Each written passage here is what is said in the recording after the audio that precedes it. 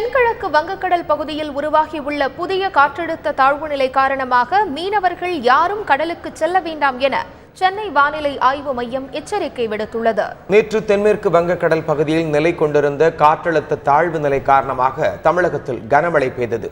இந்நிலையில் இது தென்கிழக்காக மாறியுள்ளது. எனவே இது மேலும் தீவிரமடைந்து காற்றழுத்த மண்டலமாக மாறும் என்பதால் அடுத்த 48 மணி நேரத்திற்கு தமிழகத்தில் கனமழை பெய்யும் என வானிலை ஆய்வு மையம் தெரிவித்துள்ளது.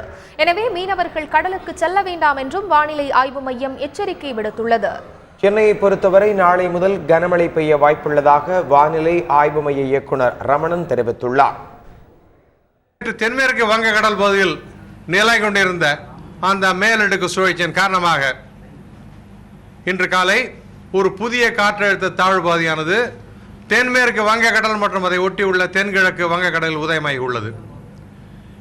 இந்த நிகழ்வின் காரணமாக கடந்த 24 மணி நேரத்திலே தமிழகம் மற்றும் புதுச்சேரியில் ஒரு சில இடங்களில் மழை பெய்துள்ளது.